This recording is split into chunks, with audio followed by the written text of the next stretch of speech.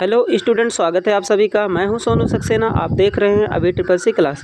आज की हमारी यह ट्रिपल की 22 क्लास है, जो कि आज इस क्लास में हम ट्रिपल के चैप्टर 9 जिसका नाम है overview of future skill and cyber security के 25 महत्वपूर्ण क्वेश्चन और उसके आंसर के बारे में डिस्कस करेंगे।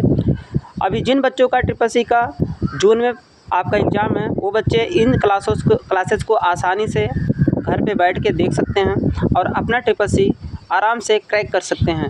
सारे वीडियो को मैं प्लेलिस्ट में डाल दिया हूँ। ट्रिपल के साथ साथ ये कंप्यूटर के हर एग्जामिनेशन के लिए ये क्लास है। जो भी बच्चे कंप्यूटर की तैयारी कर रहे हैं, अदर कोई कंप्यूटर की तैयारी कर रहे हैं, इन क्लास को ज़रूर देखें। मैं आपसे बार बार एक ही चीज़ मांगता हूं कि आप शेयर, सब्सक्राइब और लाइक कर दिया करिए और लास्ट में कमेंट करके ज़रूर बताया करिए कि ये क्लास आपको कैसा लगा और अपने दोस्तों तक ज़रूर शेयर किया करिए।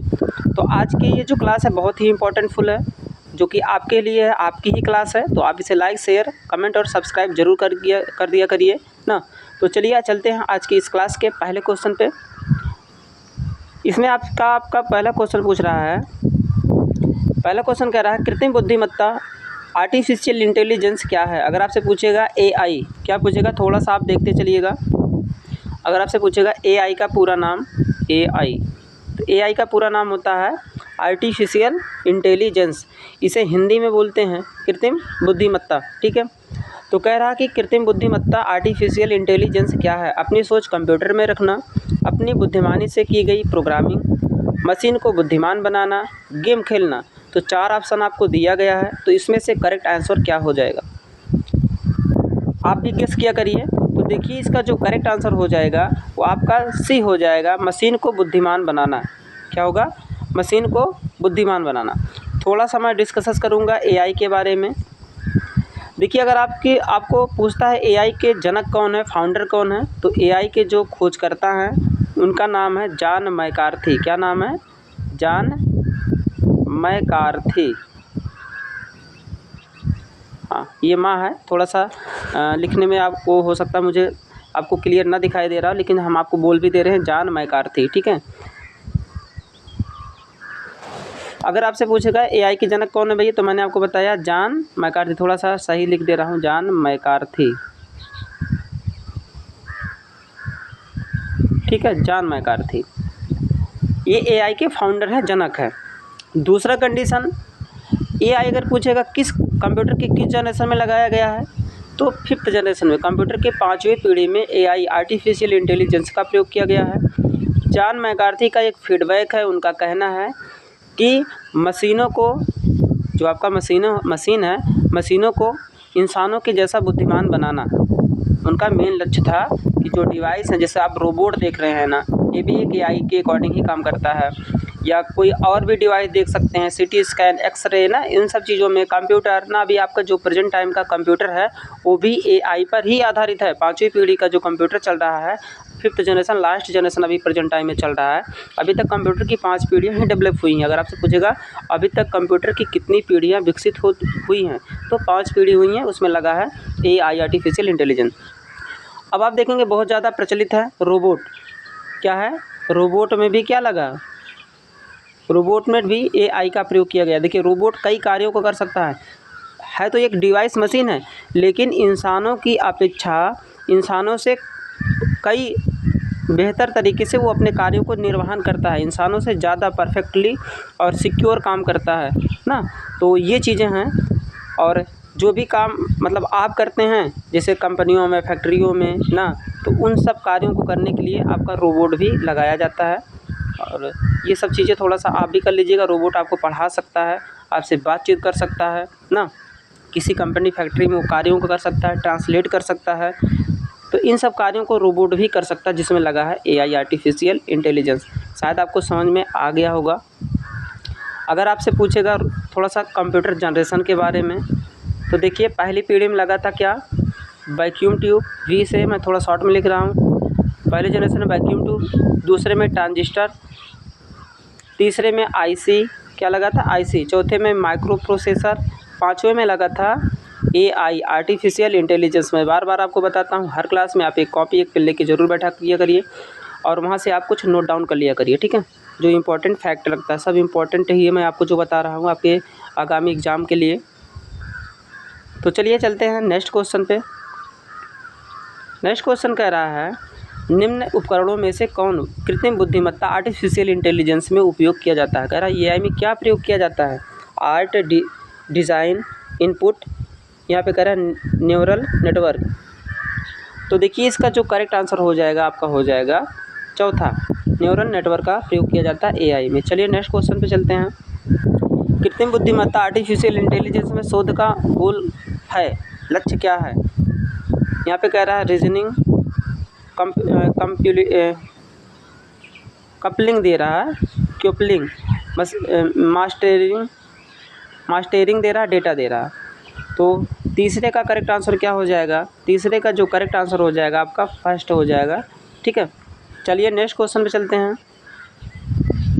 हाँ, इसमें रीजनिंग दे रहा था, कपलिंग दे रहा था, मास्टरिंग दे रहा, डेटा दे रहा। चलिए नेक्स्ट क्वेश्चन चलते हैं। तो आपका हो जाएगा पहला रीजनिंग। इनमें से कौन सा क्षेत्र एआई के निकटतम है। कह रहा है कि आर्टिफिशियल इंटेलिजेंस का निकटतम कौन है। वायरिंग, ड्राइंग, गणित, फ्रेंच, मैथमेटिक्स जिसे बोलते हैं। तो देखिए इसका जो करेक्ट आंसर हो जाएगा, सबसे निकटतम जो कार्य है या निकटतम है वो आपका मैथ होगा। क्या होगा, चौथे का मैथ हो जाएगा, मैथमेटिक्स जिसे बोलते हैं। ठीक है, तो ये हो जाएगा करेक्ट आंसर। चलिए नेक्स्ट क्वेश्चन चलते हैं। क्लाउड कंप्यूटिंग के बारे में क्या चिंतनीय है। क्लाउड का मतलब होता है इंटरनेट के बारे में क्या चिंतनीय है, चिंता का विषय है। पहला कह रहा टूल एक्सपेंसिव, अत्यधिक महंगा, सिक्योरिटी कॉन्स्ट्रेंट्स कह रहा आपका, कॉन्करेंस सुरक्षा, अत्यधिक प्लेटफॉर्म पहुंच। तो देखिए पांचवे का जो करेक्ट आंसर हो जाएगा आपका हो जाएगा बी, सिक्योरिटी सुरक्षा क्या है, चिंता का विषय है। ठीक है, क्लाउड कंप्यूटिंग इंटरनेट पर। 6 कह रहा है इनमें से कौन सा क्लाउड कंप्यूटिंग उपयोग का एक प्रमुख प्रकार नहीं है। Hardware, platform, software, infrastructure. तो देखिए 6 का आप भी थोड़ा गेस किया करिए। 6 का जो करेक्ट आंसर हो जाएगा वो आपका हो जाएगा फर्स्ट। ये आपका रिवीजन क्लास है। ठीक है, तो देखिए हार्डवेयर ही एक प्रकार नहीं है क्लाउड कंप्यूटिंग का, बाकी प्लेटफॉर्म है, सॉफ्टवेयर है, इंफ्रास्ट्रक्चर का मतलब होता है बनावट या ढांचा। ठीक है, लेकिन हार्डवेयर का प्रयोग नहीं है। ठीक है, इसमें कोई मुख्य प्रकार नहीं है। चलिए नेक्स्ट क्वेश्चन में चलते हैं। कह रहा क्लाउड कंप्यूटिंग में क्लाउड का अर्थ है, मैंने आपको बताया था अभी जस्ट। ऑप्शन देखिए wireless, hard drive, people, internet. तो 7 का करेक्ट आंसर आपका हो जाएगा इंटरनेट। क्लाउड का मतलब क्या होता है, इंटरनेट होता है। इंटरनेट का हिंदी नाम क्या होता है, अंतर्जाल या संचार भी आप बोलते हैं। इंटरनेट की खोज पूरे वर्ल्ड में 1970 एवं 1980 के दशक हुआ था। 1970 एवं 1980 के दशक में इंटरनेट की खोज हुआ था वर्ल्ड में। पहला इंटरनेट का नाम था ARPANET। क्या था, ARPANET, ARPANET, advance research projects agency network. ठीक है, ये खोज हुआ था, पहला इंटरनेट था। अभी जो इंटरनेट का ARPANET का नाम अभी इंटरनेट हो गया। ठीक है, भारत में देख लीजिएगा इंटरनेट की शुरुआत कब हुई थी, 15 अगस्त। कब हुआ था, 15 अगस्त 1995 को, 1995 में। किसके द्वारा, VSNL के द्वारा, VSNL यानी कि विदेश संचार निगम लिमिटेड। ठीक है, चलिए तो इसका जो 7 का करेक्ट आंसर आपका हो जाएगा डी हो जाएगा। चलिए नेक्स्ट क्वेश्चन पे चलते हैं। क्लाउड कंप्यूटिंग में निम्नलिखित में से कौन सा सबसे महत्वपूर्ण क्षेत्र है क्लाउड कंप्यूटिंग में। सुरक्षा, सिक्योरिटी, स्टोरेज, उसके बाद कह रहा मापनीयता, सोशलेबिलिटी। ठीक है, उपरोक्त सभी। तो देखिए 8 का जो करेक्ट आंसर हो जाएगा आपका हो जाएगा पहला, महत्वपूर्ण कार्य। देखिए क्या है, किसी भी इंटरनेट अगर कोई कार्य करते हैं, जैसे मान लीजिए आपको कोई ऐप है, आपका मोबाइल फ़ोन है या आपका ईमेल है, जीमेल है, उसमें आपका फेसबुक है, कोई भी आपका सोशल नेटवर्किंग साइट्स है, तो ज़्यादातर उसमें आप क्या लगाते हैं, सिक्योरिटी पासवर्ड लगाते हैं ना। ठीक है, चलिए नेक्स्ट क्वेश्चन में चलते हैं 9 पे। 9 कह रहा है क्लाउड कंप्यूटिंग के द्वारा डैश से आप जानकारी तक पहुंच सकते हैं। इंटरनेट की, यानी कि क्लाउड का मतलब इंटरनेट के माध्यम से कहाँ पहुंच सकते हैं। Your desktop, smartphone, video game system, all of the above, मतलब ये सभी। तो 9 का जो करेक्ट आंसर हो जाएगा वो सभी हो जाएगा। क्या हो जाएगा, सभी, ऑल ऑफ द एबव, सभी जगह आप इंटरनेट के माध्यम से पहुंच सकते हैं। चलिए नेक्स्ट क्वेश्चन पे चलते हैं। 10 क्वेश्चन कह रहा है क्लाउड कंप्यूटिंग निकटतम है पेरिफेरल्स, वेब 2.0, यहाँ पे कह रहा है मैन फ्रेम्स नन। तो देखिए यहाँ पे 10 का जो करेक्ट आंसर हो जाएगा आपका हो जाएगा बी, वेब जो होता है 2.0।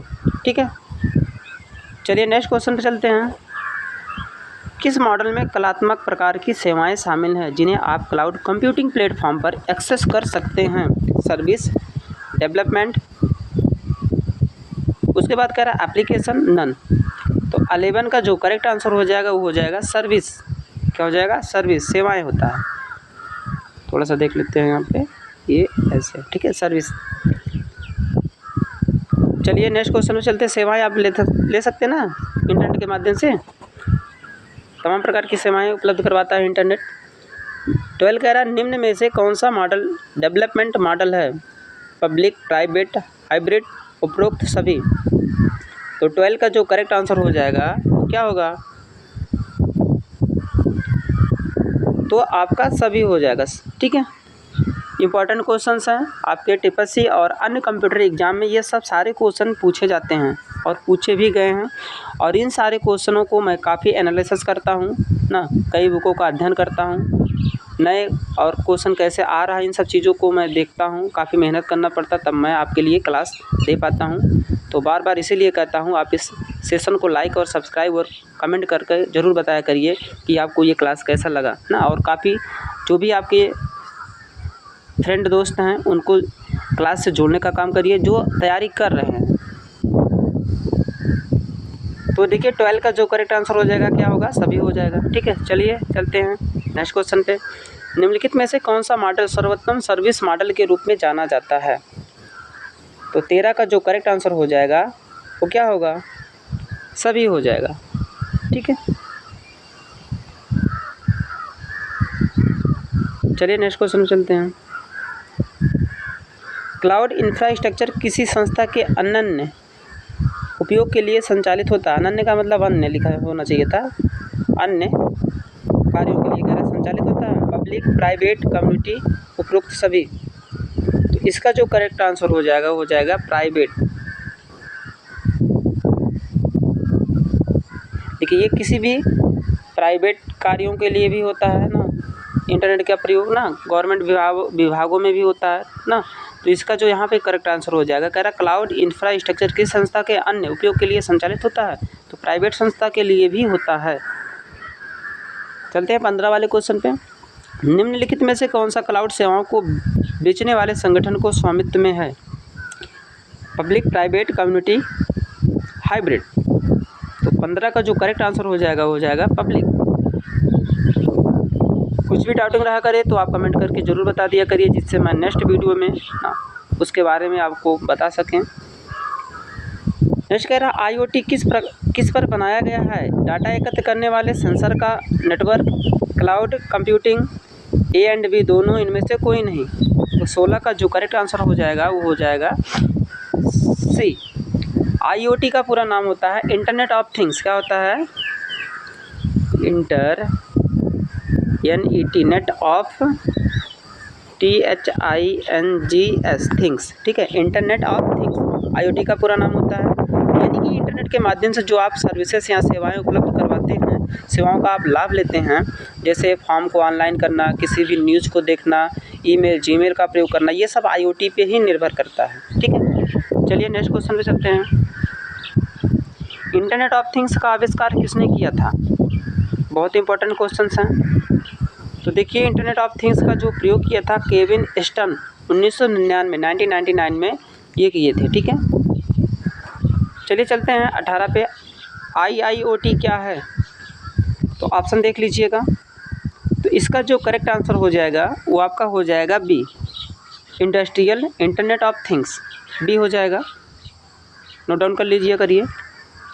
हाँ, जो भी क्वेश्चन आपको टॉपिकल लगता है उसे आप ज़रूर नोट डाउन कर लिया करिए अपने नोट्स में, जिससे एग्ज़ाम के टाइमिंग आपको दोहराने में ना याद करने में आसानी हो।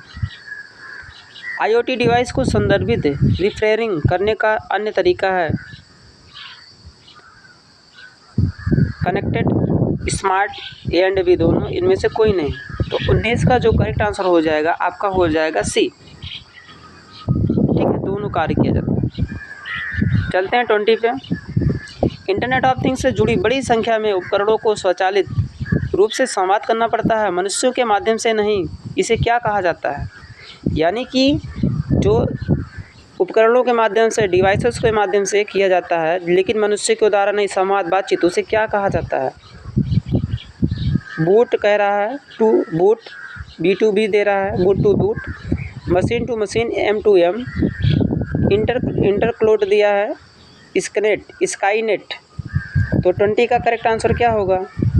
तो मशीन टू मशीन ना, यानी कि मशीनों से क्या होता है, जो संवाद होता है, बातचीत होता है। तो भाई अगर एक मशीन दूसरे मशीन से जैसे बात कर रहा है तो उसे मशीन टू मशीन बोला जाएगा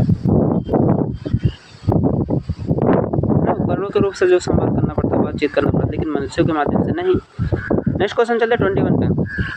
कौन सा क्षेत्र वर्चुअल रियलिटी द्वारा प्रभावित नहीं है? शिक्षा, सर्जरी, आर्किटेक्चर, डाक सेवा। मतलब 3 तो प्रभावित हैं, कार्य होता है, लेकिन एक नहीं है इनमें से। किसके माध्यम से? वर्चुअल रियलिटी, VR का पूरा नाम क्या होता है? अगर आपसे पूछेगा VR का पूरा नाम होता है वर्चुअल रियलिटी। मैं भी आपको बताता हूँ, वर्चुअल रियलिटी से आप क्या कर सकते हैं? CT स्कैन, एक्सरे ना, कोई ट्रेनिंग के दौरान ना, इन सब कार्यों के लिए ना, वेब कैमरा के अकॉर्डिंग ना, सर्जरी वगैरह जो होता है ना, इन सब में VR वर्चुअल रियलिटी का प्रयोग किया जाता है। शिक्षा में भी होता है, सर्जरी में भी होता है, आर्किटेक्चर में भी होता है, लेकिन डाक सेवा में नहीं होता। तो इसका करेक्ट आंसर क्या हो जाएगा? D हो जाएगा। चलिए नेक्स्ट क्वेश्चन पे चलते हैं। नेक्स्ट क्वेश्चन 22 का कह रहा है, बिग डाटा शब्द को सबसे पहले किसने इस्तेमाल किया था?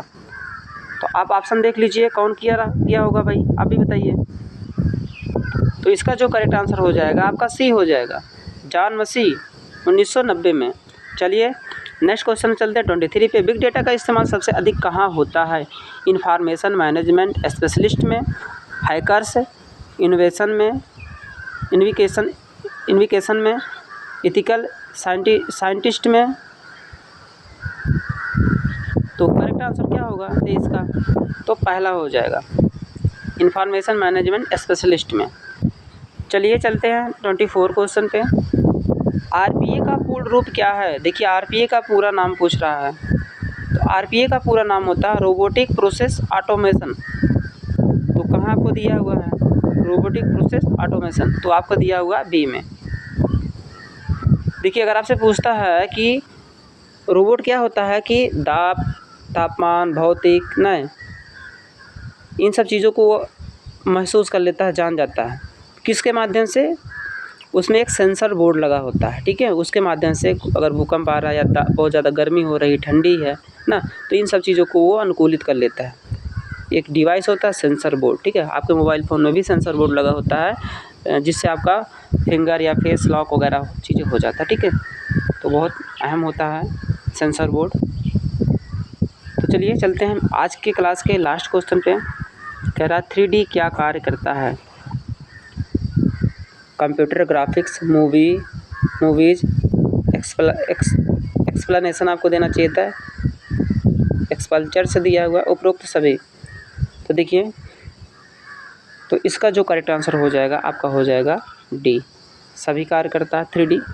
अगर आपसे 3D पूछेगा क्या है, 3D एक प्रकार का रोबोट भी होता है।